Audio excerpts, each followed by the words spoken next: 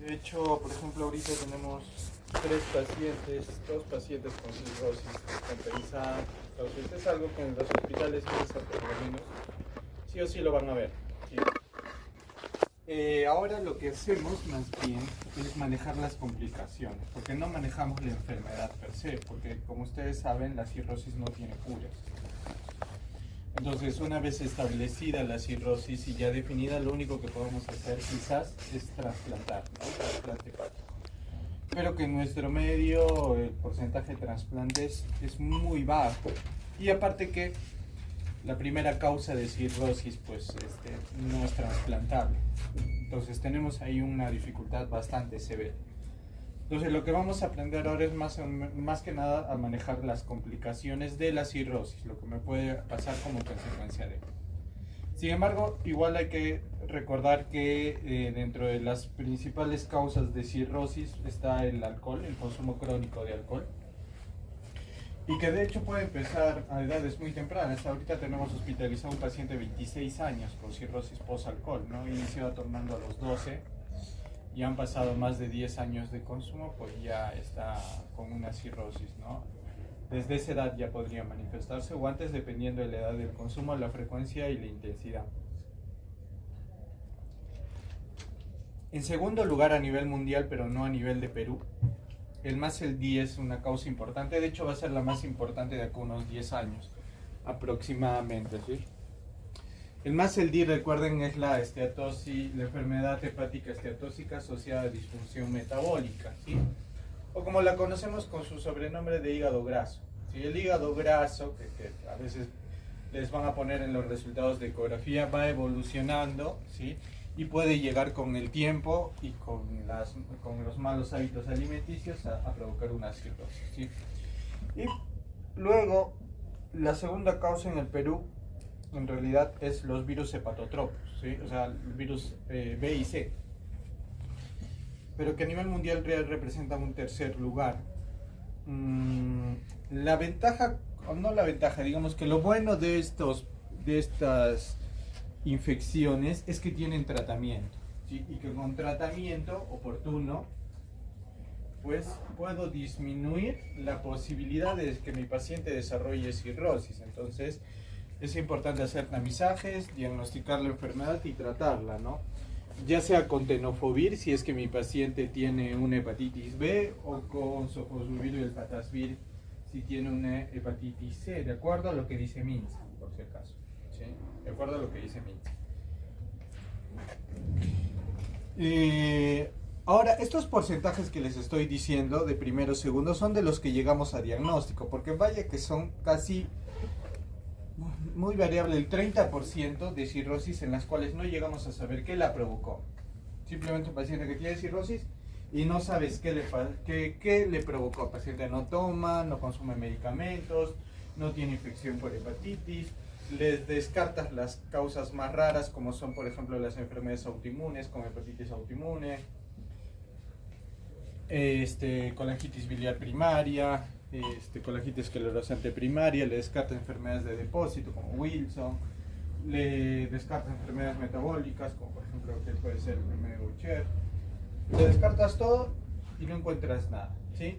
Hay un buen porcentaje de cirrosis que terminan así, en que no sabes qué pasó. Ahora, es importante ver el antecedente para hacer el diagnóstico. Porque para hacer el diagnóstico, nuestro gold estándar es la biopsia. Es la anatomía patológica y una biopsia, pero no está indicado hacer biopsia en todos los pacientes cirróticos, por si acaso. Solamente cuando se trate de enfermedades en las cuales haya mucha duda diagnóstica o que por sus características amerite hacer una, como por ejemplo en las enfermedades autoinmunes. Pero después no está indicado hacer la biopsia.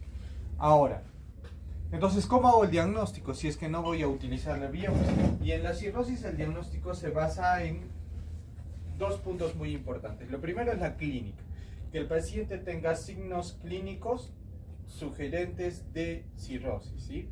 Y como han visto en la exposición son muy variados, son bastantes signos, ¿sí? Hay una gran variabilidad de signos, algunos más específicos que otros, o sea, me refiero a que Por ejemplo, un paciente con ictericia, ¿pensarán en cirrosis? O sea, sí puede dar. ¿El cirrótico es ictérico? Sí. Pero digamos que si ves un ictérico no vas a pensar en cirrosis primero, ¿no? Pensarás, por ejemplo, en una colangitis, digamos, ¿no? En una coledocolitiasis. Pero muy diferente, por ejemplo, si tu paciente tiene circulación colateral. Si tiene circulación colateral, ahí sí, ¿no? Es un signo más característico de cirrosis, porque es un signo de hipertensión portal. Entonces me voy a guiar en un cuadro clínico sugerente y a eso le voy a sumar imágenes. ¿Sí? Ahora, ¿qué imágenes? Pues son varias imágenes. Puede ser una ecografía simple, en la cual yo encuentre una hepatomegalia, una esplenomegalia o un hígado pequeño. Ojo, porque la cirrosis, cuando inicias con la cirrosis, el hígado crece. Pero luego, a medida que va pasando el tiempo, el hígado como que se empieza a fibrosar y se empieza a reducir de tamaño, ¿sí? ¿Qué más puedo hacer? Un ecodoppler, ¿sí? Una ecografía Doppler esplenoportal. Voy a ver hipertensión en el territorio de la vena porta, ¿sí? Esa hipertensión me va a llevar a la esplenomegalia, ¿sí? Por el aumento de la presión. ¿Qué ocurre? Ustedes se ubican en la vena porta, entra el hígado, ¿no es cierto? Y entra en pequeños canales. Esos canales se estrechan. Entonces, al estrecharse, la sangre que está subiendo no pasa con facilidad y se empoza ahí. Entonces, hay mucha presión y esa presión hace que el vaso empiece a aumentar de volumen. Por eso estos pacientes tienen esplenomegalia, ¿ya? Ahora, ¿qué otra imagen más puedo utilizar? Más específica y más actual, el FibroScan. El FibroScan no es más que una ecografía común y sencilla, solo que el transductor es diferente. El transductor es especial para medir fibrosis. Entonces te lo ponen en el hígado y ven qué tan fibroso está tu hígado. Entonces pueden poner un F1, F2, F3, F4. Obviamente si te ponen F4 es casi ya diagnóstico de cirrosis, si es que tu paciente tiene la clínica. Ahora, el problema con este examen es que cuando se interpone agua entre la piel y el hígado, no sale tan bien. Y como ustedes saben, la ascitis es un signo clínico típico de la cirrosis. Entonces, cuando el cirrótico está con ascitis, el FibroScan no nos ayuda mucho. Hay otros estudios que me pueden dar indicios de la enfermedad, como por ejemplo una endoscopía. ¿Qué voy a ver en la endoscopía que me oriente a la enfermedad? Varices esofágicas, ¿no? La presencia de varices esofágicas. ¿Qué otro examen me puede dar indicios de cirrosis? Si tu paciente tiene ascitis, le sacas un poco de líquido y ¿qué examen le haces? ¿Qué examen le hacemos en el líquido ascítico para ver si es cirrosis o no? El examen se llama GASA. Gradiente albúmino sérico acítica. GASA, gradiente albúmino sérico acítica. ¿Qué es esto? Fácil. Restas la albúmina de la sangre menos la albúmina del líquido, ¿sí? Cuando tu paciente tiene albúmina, me invento, en 3.4, ya. Le sacas líquido acítico y la albúmina está en 2. 3.4 menos 2, me sale 1.4. ¿Y qué dice la teoría? Que si tu paciente tiene ese GASA mayor o igual de 1.1, es hipertensión portal. Por tanto, cirrosis. Entonces, si yo tengo un GASA mayor o igual de 1.1, eso me orienta mucho a cirrosis. Luego, hay características laboratoriales que también me orientan mucho a una cirrosis, ¿no? Como por ejemplo puede haber pancitopenias, puede haber aumento de bilirrubinas. ¿Qué aumenta en la cirrosis? ¿La directa o la indirecta? ¿No? La directa, sobre todo la directa, ¿sí? ¿Va a haber aumento de enzimas hepáticas de TGO-TGP? Por ejemplo, si yo tengo 800, ¿pensarán en cirrosis? 800 de TGO-TGP. ¿Pensarán en cirrosis? No.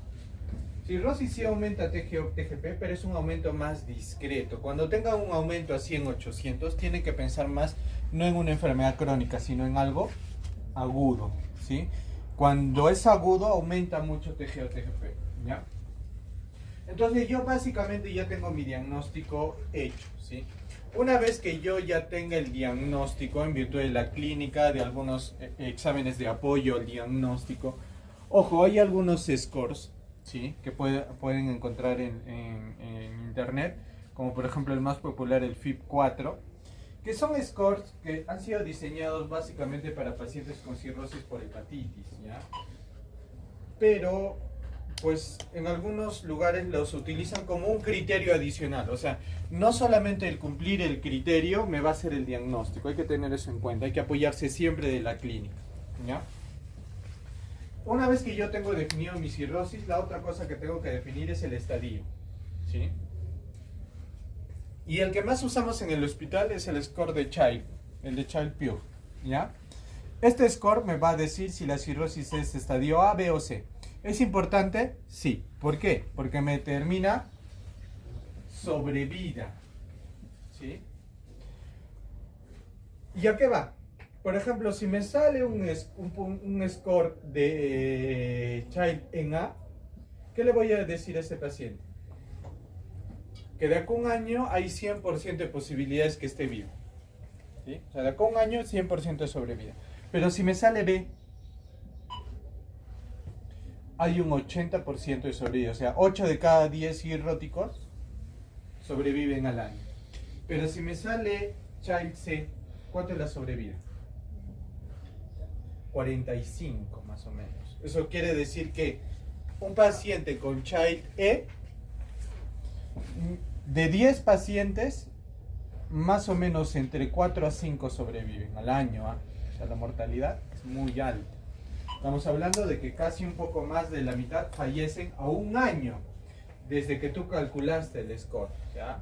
La mortalidad es muy alta. Y a los 2 años la sobrevida baja a 30% inclusive. O sea, solo están vivos 3 de 10 cirróticos a los 2 años de que estén en Child C.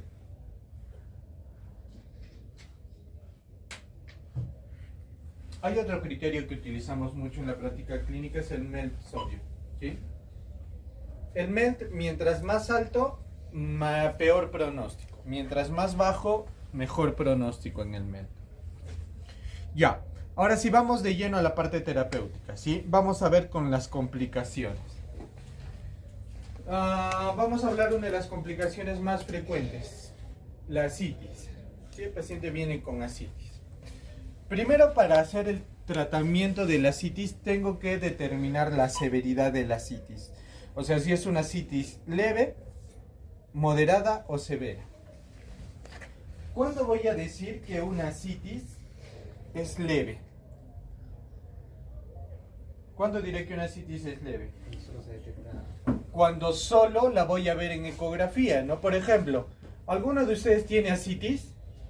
No, porque por lo menos clínicamente no aparece. Pero si yo les hago una ecografía y alguno de ustedes tiene líquido libre, yo voy a decir sí, tiene ascitis y ¿de qué tipo? Leve, ¿ya? ¿Cuándo voy a decir que es moderada? Cuando ya se ve. ¿Cuáles son los signos clínicos de ascitis? Matidez desplazable, el signo, ¿cómo se llama cuando apretas un lado y sientes el otro? El signo de la oleada, ¿sí? ¿Ya? Si tiene signos, eso es moderado. ¿Y cuándo es severo? Cuando es atención. ¿Y a qué se le llama ascitis atención? ¿Cuándo yo digo tengo ascitis atención? Cuando la cantidad de líquido es tan grande que, por ejemplo, el paciente no puede echarse. Se echa y no puede respirar. O sentado, tiene dificultad para amplexar su tórax. O tiene dificultades para caminar, para movilizarse. ¿Sí? Doctor, ¿y con cuántos litros es ascitis atención? Puede ser muy variable. ¿Por qué? ¿A qué me refiero? Que, por ejemplo, digamos que uno de los más altos, su compañero, tranquilamente, él podría aguantar 12, 15 litros y sin tener problemas para respirar. Pero digamos, ¿quién es la más bajita? Su compañera, ¿ya? Probablemente ella, con 8 litros, 9 litros, sea un poco más difícil para ella. Entonces no es tanto un tema de volumen, es tanto un tema de la sensibilidad del paciente. Ahora, también no depende solo del tamaño, ¿eh? Yo tenemos pacientes, por ejemplo, mujeres talla media, que tienen 14, 15, 16 litros y están tranquilas, trabajan, parecen embarazadas porque es masiva la distensión abdominal, pero hacen sus actividades como cualquier otra persona, ¿sí? Entonces depende mucho de cómo lo siente el paciente. ¿Y es importante terminar esto? Sí, porque tiene implicancias terapéuticas. ¿A qué me refiero? Solo se hará paracentesis a las ascitis, atención. Solo se debe hacer paracentesis a las ascitis, atención. No debería hacerse paracentesis terapéutica a todas las ascitis. O sea, si yo tengo 4 litros, ¿me harán paracentesis? Sí, diagnóstica. ¿Y cuánto se saca de líquido en la paracentesis diagnóstica? Poquito, 25 a 50 mililitros, una nadita.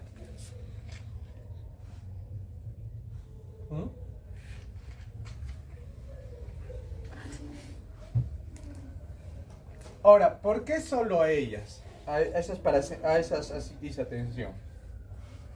Por el grado de complicaciones. Hacer paracentesis implica un riesgo.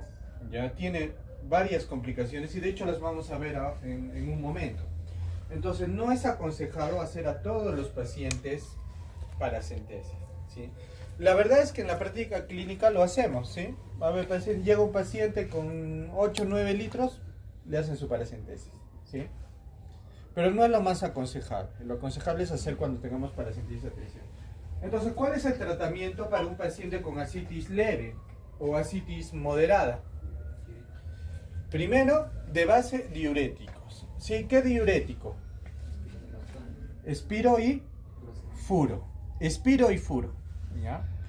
La furosemida, ¿a qué dosis la inicio? 40 cada 24. ¿Sí? 40 cada 24 por vía oral. Y la espironolactona la voy a dar a 100 cada 24. ¿Ya? Digamos que yo tengo ascitis.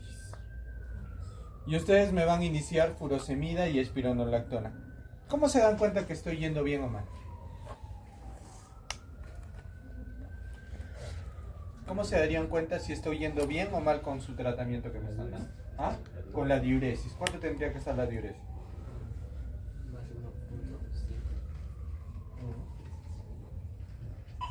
¿Alguna otra idea? ¿Quién expuso esto? De complicaciones agudas y crónicas. No es por diuresis, por si acaso. ¿Ya? Es por peso. Es por peso. ¿Cuánto tendría que bajar yo de peso para decir que estoy bien con el tratamiento? De medio a 1 kilo al día.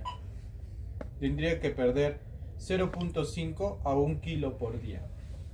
¿Qué pasa si no logro perder esa cantidad de peso? ¿Qué tienen que hacer? ¿Qué le agregan? Ya estoy con espironolactona y furosemida. ¿Qué le agregaría? ¿Beta bloqueadores? Okay. No, aumento la dosis. Duplico la dosis de los diuréticos, ¿sí? O sea, si le estoy dando 40, ¿cuánto le tendría que dar? 80. ¿Y hasta cuánto puedo aumentar la dosis de furo? ¿Cuánto es la dosis máxima de furosemida para cirrosis? Ojo, solo para cirrosis, porque hay otras dosis en otras enfermedades. Es 160, ¿ya? La dosis máxima de furosemida. ¿Y cuánto es la dosis máxima de espiro? 400, ¿ya? Es la dosis máxima de espiro. Entonces, llego a esa dosis, ¿ya? Ya, llego a la dosis máxima y no logro, ¿qué hago? Tips. ¿Sí saben lo que son los tips? ¿Sí? Son los shunts o derivaciones portosistémicas, ¿no? ¿Qué ocurre? Este es el hígado. ¿Sí? Este es el hígado. La sangre, ¿por dónde no puede pasar? ¿Por dónde no puede pasar la sangre? Por el hígado, pues no puede pasar por el hígado, o sea, sube y el hígado está tapado, los venas del hígado están tapados. Entonces, ¿qué hago? Me genero una derivación por encima del hígado hacia abajo del hígado, ¿no? Un shunt. Entonces, como que puenteo el hígado para que la sangre circule. Esa es una alternativa, ¿sí? Y la otra, parasitis refractarias, es la paracentesis. Vamos a hacer paracentesis. Muy bien. Así es como trato una ascitis leve a moderada. ¿Qué más tengo que hacer? Restringir sodio. Es muy importante para tratar la ascitis restringir sodio. ¿Y a cuánto tengo que restringir el sodio? 2 gramos al día. ¿Sí? 2 gramos al día. ¿Y qué más tengo que hacer? El paciente no debe tomar mucho volumen, no tiene que tomar mucha agua. Pero la restricción de volumen es, digamos, indicada médicamente cuando el sodio esté menos de 125. ¿Y a qué me refiero con restricción de volumen? ¿Qué crees que sea restricción de volumen? ¿Cuánto de agua? Máximo mililitros. O sea, puede tomar 1 litro de agua, máximo. ¿Sí? ¿Alguien da más, da menos? Es menos de 900. Pero no es que solo de agua. O sea, todo el volumen que consume. Por ejemplo, si en el almuerzo le traen sopa, ya ahí está llegando una cantidad de volumen, ¿no? Entonces, todo el volumen no puede ser más de 900. O sea, es prácticamente deshidratar a un paciente. Ninguno de ustedes, estoy seguro, podría vivir con 900 mililitros más de un día.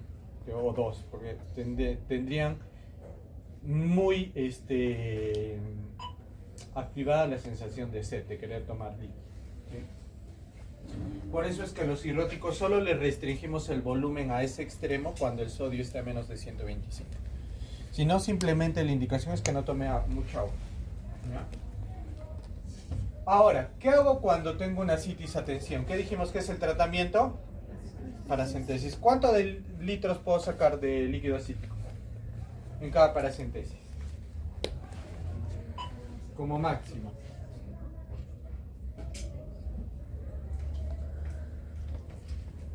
El máximo depende. Por ejemplo, con seguridad, ¿cuánto puedo sacar? Menos de 5 litros. Menos de 5 litros. Porque si saco de 5 a más litros, ¿qué puede pasar? Ese paciente puede hacer una enfermedad que se llama disfunción circulatoria secundaria paracentesis. O sea, tú le estás sacando 6 litros y el paciente se choca. ¿Ya? Entra en shock el paciente. ¿Ya? ¿Por qué hizo shock? No es un shock hipovolémico, es una disfunción circulatoria secundaria paracentesis. ¿Y cuándo ocurre? Cuando sacas más de 5 litros. ¿Cómo hago para prevenir esta enfermedad? Se pone albúmina. ¿Cuánto de albúmina? 8 gramos, recuerden, esto es sumamente importante, 8 gramos por cada litro de líquido acítico que saque. En buena cuenta. A ver, si yo saco 10 litros, ¿cuánto de albúmina le tendré que pasar? No, es 8 gramos por cada litro por encima de 5. Dijimos que a partir de ¿cuándo tengo que dar albúmina? A partir de 5. Si le saco 10, ¿cuánto tendré que poner? 40 gramos. ¿No? ¿Por qué 40? Porque es 8 por cada litro. Estoy sacando 5 litros más de 5. 5 por 8, 40. Ahora la pregunta es, si yo les digo, ya, ¿y cuántos frascos de albúmina? Porque la albúmina no viene en gramos, viene en mililitros. ¿Qué tendrían que hacer para responder esa pregunta? Saber cuántos gramos tiene la presentación de albúmina, ¿no? ¿Y en cuánto viene la albúmina? De 50 mililitros. Viene un frasquito de 50 mililitros, ¿sí? ¿Y al cuánto por ciento viene? Al 20%. Ya con esos datos que les he dado, ¿cuántos gramos tiene? A ver, calculen con esos datos que les he dado cuántos gramos tiene. La albúmina viene al 20% y viene en frascos de 50 mililitros.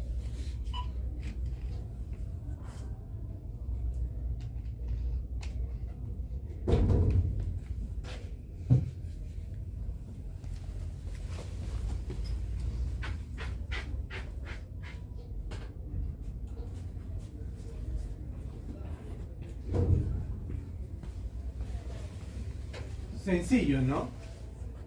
Si me dice que viene al 20%, ¿cómo sería? 100 mililitros, ¿cuántos gramos de albúmina tiene? Si es al 20%. 100 mililitros, ¿cuántos gramos tiene? Si es al 20%, 20, ¿no es cierto? Porque el 20% de 100, ¿cuánto es? 20. Entonces 100 mililitros me trae 20 gramos. ¿Por qué? Porque viene al 20%. ¿Y de cuántos dijimos que viene la presentación? 50. O sea, ¿cuántos gramos tiene? 10, ¿sí? Y si te dice que el paciente necesita 40 gramos, ¿cuántos frascos son? 4 frascos, ¿sí? 4 frascos de albúmina. Recuerden, la albúmina humana viene al 20%, ¿ya? Entonces, ¿en qué momento le aplico la albúmina? Puede ser en el momento previo a la paracentesis o durante la paracentesis, ¿ya? No hay ningún problema. No después. Es antes o durante el procedimiento. Muy bien. ¿Por qué no debo hacer tantas paracentesis? Número 1, por el riesgo de peritonitis bacteriana. Y en peritonitis bacteriana en el cirrótico, ¿qué tipo tenemos? La espontánea y la secundaria. La secundaria es la que ocurre después de la paracentesis. Al clavarle, le metiste una bacteria y se infectó, ¿sí? ¿Cuál es el tratamiento? Obviamente antibióticos, ¿no? Le vas a dar, en este caso tiene que ser, como es intrahospitalario, le tienes que dar antibióticos de potencia alta, como por ejemplo piperacilina, tazobactam o carbapenem, asociados o no a vancomicina. Ahora, en la peritonitis bacteriana espontánea, como su nombre lo dice, ¿cómo creen que se produce? Espontáneamente, de la nada, ¿no? No hiciste nada al paciente y de pronto peritonitis. Dolor abdominal, abdomen en tabla. ¿Cómo confirmo una PB, una peritonitis bacteriana espontánea? ¿Qué tengo que hacer? Paracentesis, ¿sí? ¿Y qué tengo que buscar? Neutrófilos o polimorfonucleares. ¿Cuántos polimorfonucleares o neutrófilos tiene que haber? Más de 250 neutrófilos o polimorfonucleares. Si encuentro más de 250, bingo, ya tengo el diagnóstico hecho. ¿Y cuál es el tratamiento? Obviamente será antibióticos. ¿Y qué antibióticos es de primera línea? Las cefalosporinas. Ceftriaxona, 2 gramos cada 24. La ceftriaxona, cefalosporina, ¿qué generación es? Tercera, muy bien. O cefotaxima, 2 gramos cada 8. ¿La cefotaxima qué generación es?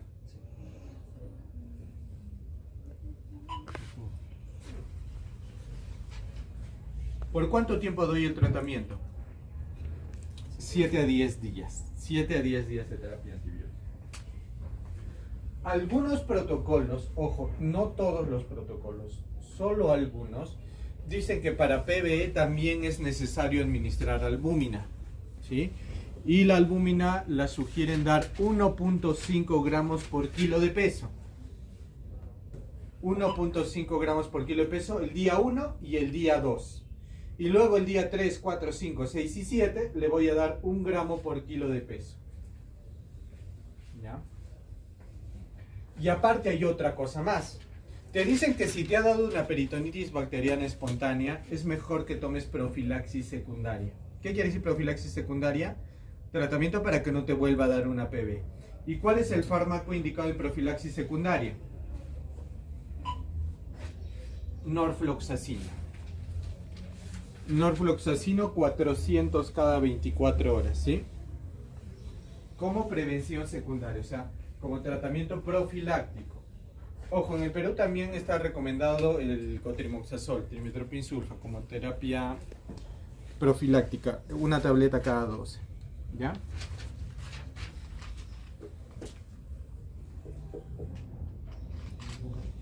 ¿Cuál es otra complicación de hacer paracentesis? ¿Qué pasa si haces muchas paracentesis?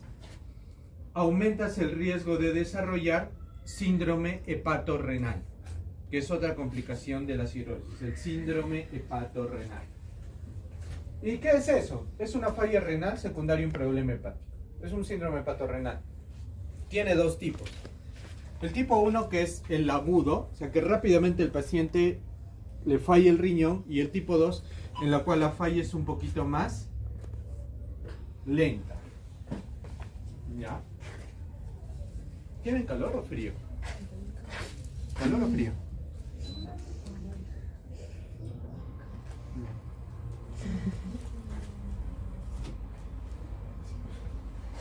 Entonces, ¿cuál es el tratamiento? Es un paciente cirrótico, ¿sí?, que luego de hacer una paracentesis estaba con CREA en 0,4, de pronto creatinina en 3 al día siguiente. Es un síndrome hepatorrenal tipo 1. ¿Cuál es el tratamiento? Tenemos varios tratamientos. El de primera línea, terlipresina, ¿sí? Vamos a dar terlipresina a una dosis de 1 miligramo cada 4 a 6 horas. 1 miligramo cada 4 a 6 horas. Por vía endovenosa. Asociado a albúmina. ¿A qué dosis la vamos a dar la albúmina? A dosis de 1 gramo por kilo el primer día. 1 gramo por kilo el primer día, y luego de 20 a 40 gramos al día hasta los 7 días, hasta completar 7 días de tratamiento, ¿sí? 20 a 40 gramos de albúmina, ya independientemente del peso. Ese es el esquema 1.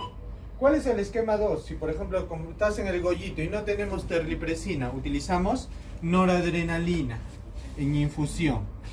Igual, noradrenalina asociado a albúmina. ¿Cuál es la dosis de noradrenalina? 0.03 microgramos por kilo minuto. 0.03 microgramos por kilo por minuto.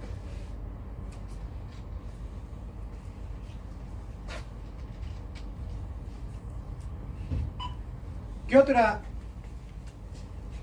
otra complicación más tenemos? Que frecuentemente se puede encontrar, y que de hecho es la más mortal. ¿Por qué se muere en la gran parte de los pacientes cirróticos?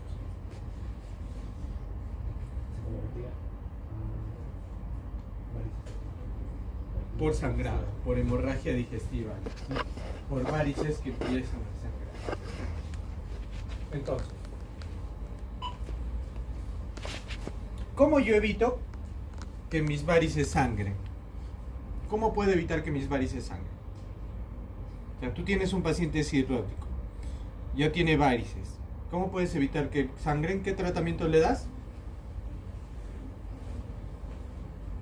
Beta bloqueadores no selectivos. ¿Cuál es el beta bloqueador no selectivo? Propanolol, el que se usa mayoritariamente, ¿sí? El propanolol lo voy a iniciar a una dosis de 10 a 20 miligramos cada 12 horas, 10 a 20 miligramos cada 12 horas, y le voy a ir aumentando la dosis. ¿Hasta cuánto?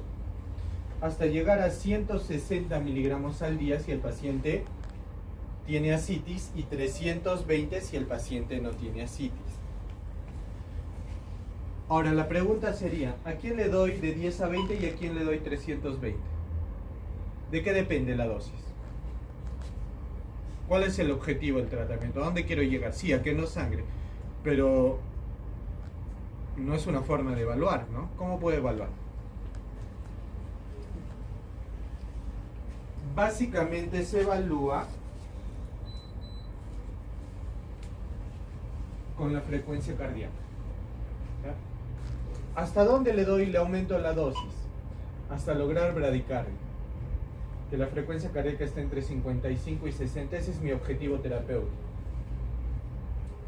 Pero hay un problema. Puede pasar que mi paciente... ¿Qué pasa con el beta bloqueador? Aparte de controlar la frecuencia, ¿qué es? Es un hipotensor. Me puede hipotensar mucho el paciente. Entonces le voy a subir la dosis con ese objetivo, pero tratando de que la PAS nunca baje menos de 90. esté en 90 o más la paz, ¿sí? La presión arterial sistólica. Muy bien. Bueno, pero falló mi... por si acaso, las nuevas guías ya van a incluir carvedilol como parte de tratamiento profiláctico de hemorragia varicial.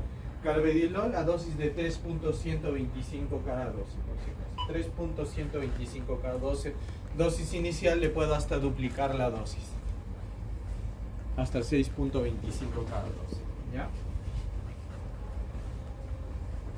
Muy bien. Pero si ya sangró, ¿cuál es el tratamiento? Ligarlas. Ligar esas varices. O sea, hacerles un nudo para que dejen de sangrar. O hacerles escleroterapia, dependiendo. Pero generalmente es ligadura de varices. Pero tengo que dar otro tratamiento. ¿Para qué? Porque está mucha la presión dentro de la circulación esplácnica. Tengo que hacer bajar esa presión en esa zona. ¿Cómo logro eso? Tengo 3 alternativas de tratamiento para lograr bajar eso. Terlipresina, somatostatina y octiotride. ¿Sí? Terlipresina, somatostatina y octiotride. Cualquiera de las 3. ¿Sí? Terlipresina tiene un poquito más de evidencia. ¿Cómo se da terlipresina? 2 miligramos en bolo y luego le doy 1 miligramo cada 4 a 6 horas. 2 miligramos en bolo y luego 1 miligramo cada 4 a 6 horas. ¿Sí? ¿Cómo se da la somatostatina? 250 microgramos en bolo y luego una infusión de 250 microgramos por hora. ¿Cómo doy el octiotride? 50 microgramos en bolo y luego una infusión de 50 microgramos por hora. ¿Por cuántos días? Habitualmente por 3 días. Ya tengo que dar ese tratamiento. Obviamente, si mi paciente está en shock, ¿qué le tengo que administrar? Sangre, ¿no es cierto? Sangre, ¿sí? Y luego cristaloides.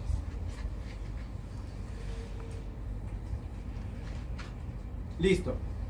Vamos a terminando con la encefalopatía hepática, ¿sí? Para la encefalopatía, lo primero es categorizarla. Por ejemplo, algunos de ustedes están con score 0, ¿no? O sea, ¿qué quiere decir? Están despiertos. Otros están con 1, ¿no? Están medio somnolientos. Entonces, tenemos que evaluar. Es muy diferente manejar una encefalopatía hepática de un paciente que tiene un score 1 a que tenga un score 4. ¿Qué hace el score 4? El que está comatoso. Ya está, no hay respuesta, ningún tipo de respuesta, ¿sí? Me va a determinar la urgencia de la encefalopatía.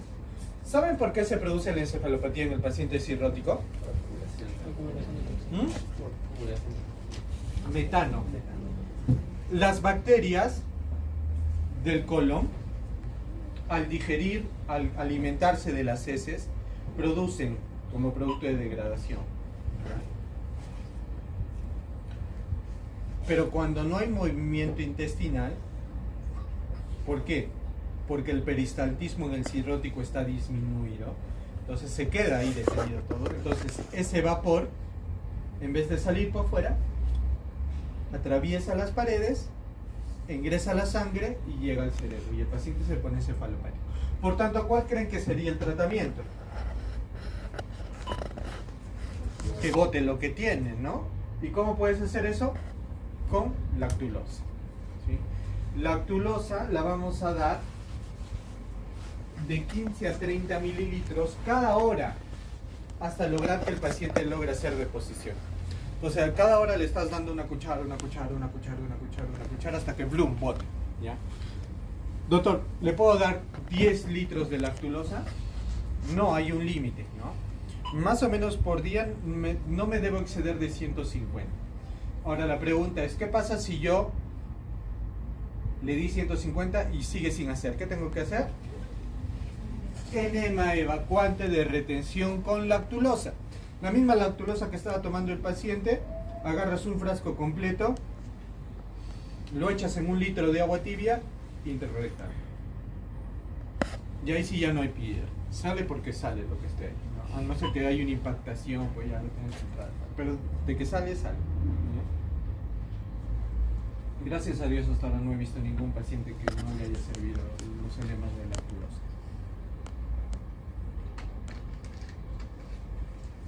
¿Qué más? ¿Quiénes provocan ese gas que hace que te duermas? Las bacterias propias del colon. ¿Y qué tendrías que hacer entonces con esas bacterias? Matarlas, pues tienes que matarlas. ¿Y cómo las mato? Con antibióticos que funcionen directamente dentro del colon. Doctor, ¿tenemos eso? Sí, tenemos eso. O sea, tenemos unos antibióticos que no es que se absorban a la sangre como el resto. Viajan directamente al colon y en el colon es donde se libera y ahí directamente mata. ¿Cuál es el que tenemos? Rifaximina, así se llama. Rifaximina. Y lo utilizamos a una dosis de 550 cada 12 horas. ¿Ya? La rifaximina 550 cada 12 horas. Muy bien, ya hemos terminado con todas las complicaciones, ¿sí? Entonces tenemos la citis, tenemos la peritonitis, tenemos el síndrome hepatorrenal, tenemos la encefalopatía hepática, ¿sí? No se olviden de aprenderse bien para el internado el score de Westhaven, ¿sí? Que es básico para encefalopatía hepática, ¿ya? ¿Qué más tenemos con el paciente cirrótico? Tiene que tener una buena nutrición, ¿sí? El paciente cirrótico hace sarcopenia y osteopenia, ¿sí? Rápidamente pierde proteínas, por tanto tengo que darle una dieta rica en proteínas, hiperproteica. ¿Cuánto de proteínas? De 1.2 a 1.5 gramos por kilo de peso de proteínas. De 1.2 a 1.5. Tengo que darle una dieta con bastante aporte calórico. ¿Cuántas kilocalorías necesita un cirrótico? De 30 a 35 kilocalorías por kilo de peso, ¿sí? Y se recomienda que de esas 30 a 35, por lo menos el 40% venga de carbohidratos. Ojo, por lo menos el 40% venga de carbohidratos. Hay un excepto para la dieta hiperproteica. Ese paciente que está con Westhaven 3 o 4, o sea que está comatoso por encefalopatía, ahí sí tienes que restringirle proteína. Ahí sí está indicado restringir. ¿Y a cuánto se restringe? A 0.8 gramos por kilo. 0.8 gramos por kilo de peso. ¿Ya? ¿Qué más tiene que hacer el paciente cirrótico? Tienes que fraccionarle la dieta. El paciente cirrótico tiene que comer 3 comidas principales y 3 snacks. ¿Ya? Finalmente tiene que bajar de peso, de grasa, ¿sí? Si es que está obeso, lo ideal es que baje peso. Y también tiene que hacer ejercicios, ¿no? En la medida de sus posibilidades. Teniendo mucho cuidado, chicos, porque los cirróticos, ¿dónde se fabrican los factores de coagulación? ¿Dónde se fabrican los factores de coagulación? En el hígado. Si tienes el hígado dañado, vas a estar prácticamente anticoagulado, y los cirróticos andan prácticamente anticoagulados. O sea, cualquier golpecito que se dan, rápidamente se les forma un hematoma. Entonces tienes que tener también un poco de cuidado de que decirle, ya puedes hacer deporte, pero no de contacto, ¿no? A la primera que le cae un pelotazo en la barriga, tiene su hematoma hepático, ¿no? Se puede morir. Entonces hay que hacer deporte, pero deportes suaves, no de contacto. ¿Alguna duda respecto a cirrosis? El alcoholismo en un paciente cirrótico, ¿qué le puedes dar? Hay varias alternativas, pero en el cirrótico solo hay una. No es el que les pregunten por eso. Baclofeno se llama el medicamento. Hace al paciente que cuando ingiera licor le viene una sensación un poco de disconfort que hace que ya no quiera tomar, ¿sí? Y en el caso de algunos de ustedes que les dé ganas de tomar todos los fines de semana, ¿cómo pueden hacer para evitar que les dé esas ganas? ¿Ah? No, baclofeno no. El baclofeno es para tratar, pero para evitar las recaídas del alcoholismo hay otro medicamento. La naloxona, ¿sí? La naloxona la conocen bien. ¿Qué es la naloxona? Es un antídoto, ¿no? ¿De qué? De opioides, ¿no? ¿Cuál es el opioide que está de moda, el que consumimos los médicos ahora? El fentanilo, ¿sí? El fentanilo. ¿Ya? Entonces la naloxona me ayuda a prevenir las recaídas del paciente con alcoholismo. ¿Sí? No está tan recomendado como... Sí, se maneja, pero sobre todo en pacientes que tienen asociado al tema del consumo un trasfondo de otra enfermedad psiquiátrica. Pero el de primera línea es la naltrexona. Es el ideal para lo que es temas de alcoholismo. Luego de que no nos estamos olvidando. No se olviden del tratamiento para la hepatitis, eso es importantísimo. ¿Sí? Porque también eso va a ser parte del examen de teoría. Vienen preguntas de hepatitis. Entonces, tienen que darle una repasadita a eso. Muy bien, entonces, eso sería todo. Se puede, siempre y cuando hay indicación. Saltándonos un poco en el tema de cirrosis, por ejemplo, la ascitis por neoplasias malignas, las ascitis malignas, son muy complicadas. O sea, tú al paciente le haces un drenaje de 6 litros, 7 litros hoy y mañana tiene el doble todavía de lo que le sacaste. ¿Ya?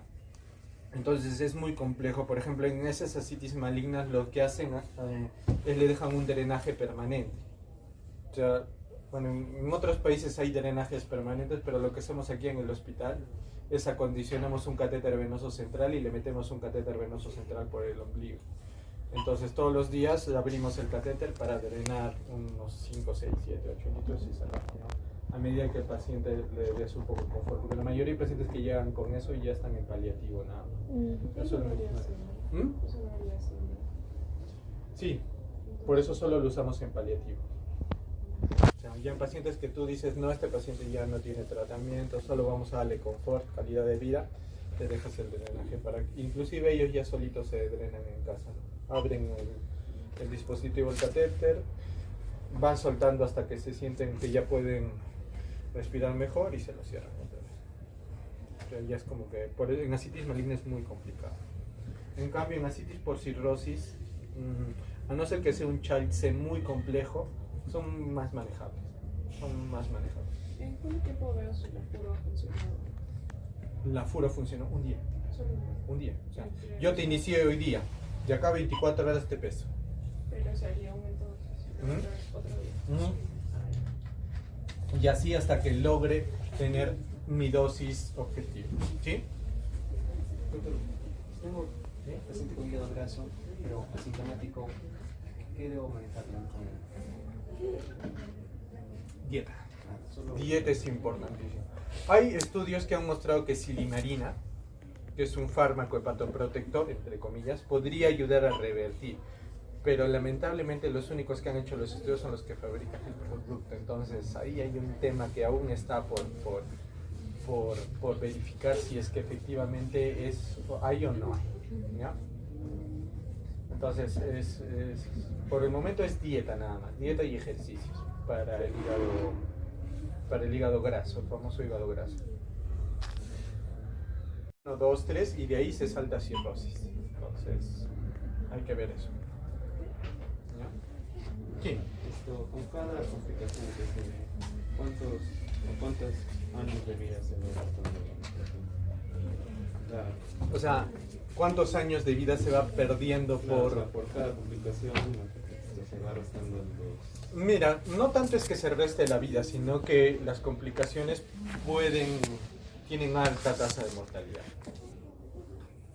Por ejemplo, un paciente con peritonitis secundaria, bacteriana secundaria, la mortalidad es alta, ¿sí? Es alta. Entonces puede fallecer por la enfermedad más que le quite años de vida, ¿no? Per se.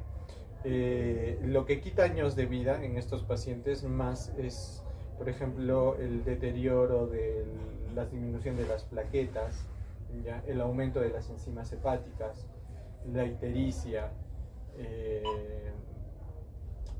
esos valores, el sodio, la albúmina, esos valores son los que determinan la mortalidad, o sea, la sobrevida, mejor dicho. O sea, un paciente que tiene buenos esos valores tiene buena sobrevida, pero un paciente que ya empieza a tener alteración plaquetaria, alteración de INR, ya la sobrevida empieza poco a poco a bajar, ¿no? Más que las complicaciones per se, lo que determina la mortalidad son cómo va avanzando la enfermedad a nivel hepático, ¿sí?